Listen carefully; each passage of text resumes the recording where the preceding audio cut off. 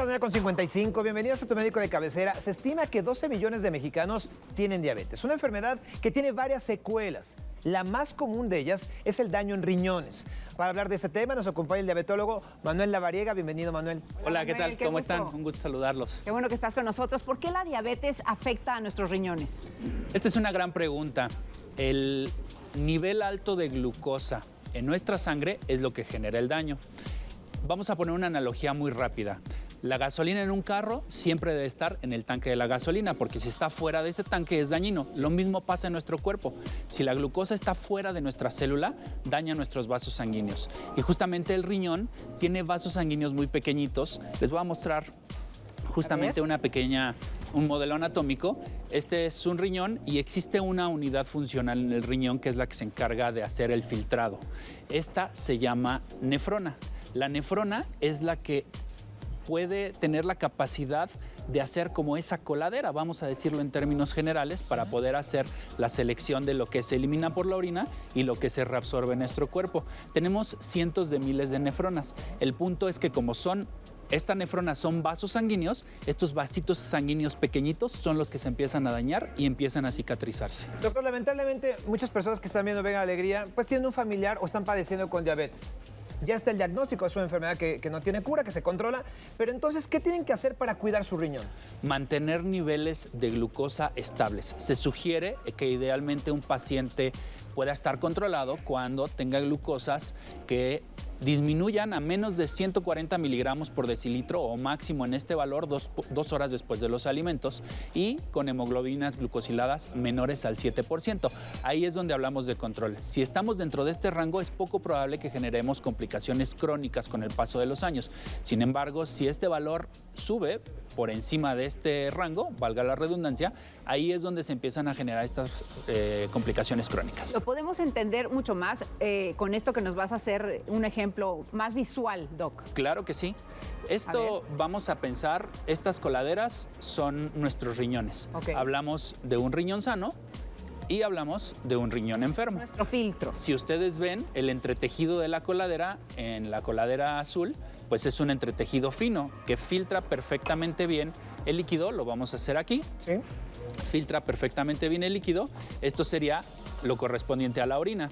Y estas moléculas grandes que se llaman proteínas no pasan, se quedan contenidas en el riñón y no pasan hacia la orina. Regresan a nuestro cuerpo para ser componentes propios de la sangre. Es un riñón sano. Es un riñón sano, correcto. Esto es un riñón enfermo.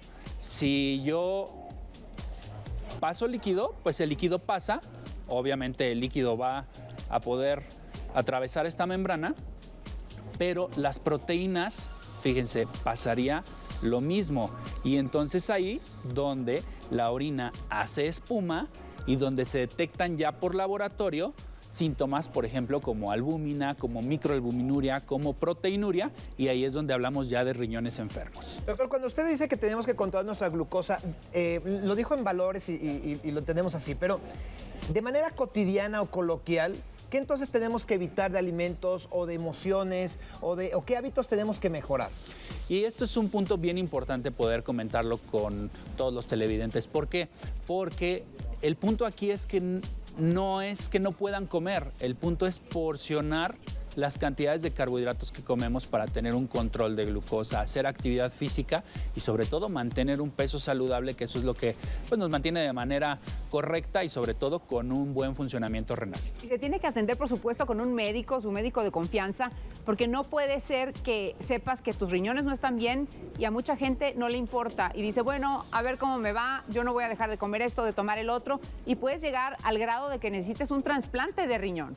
Sí, y tengamos en cuenta que esto no es una condición catastrófica. Lo que quiero decirles es que la enfermedad renal es una condición progresiva, es una condición que va evolucionando a lo largo de los años y sobre todo que inicia justo con detección de estas condiciones de proteínas en la orina. Una vez que se detectan, la idea es ahí contener la progresión de la enfermedad para que esta no siga progresando y no lleguen a esto que bien comentas, que es la enfermedad renal terminal, la insuficiencia renal que requiere de hemodiálisis o de diálisis, y la única manera de revertirla es un trasplante renal.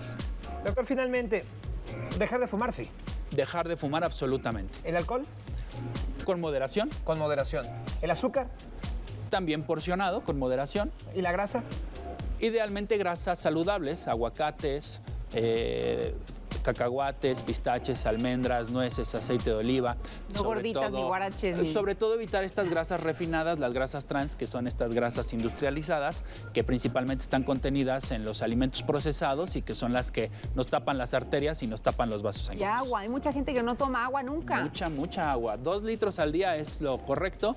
Entre un litro y medio, 2 litros es suficiente para que pues, lo tengan en cuenta y lo lleven a cabo, tengan ahí su medidor y lleguen a ese objetivo todos los días. Muy bien, es el diabetólogo Manuel Lavariega. Muchas gracias, muy clara la explicación. Que tengas muy buen día, doctor. Gracias a ustedes. Gracias, un gusto Manuel. A saludarlos. cuidar nuestra salud. Continuamos con más, compañeros.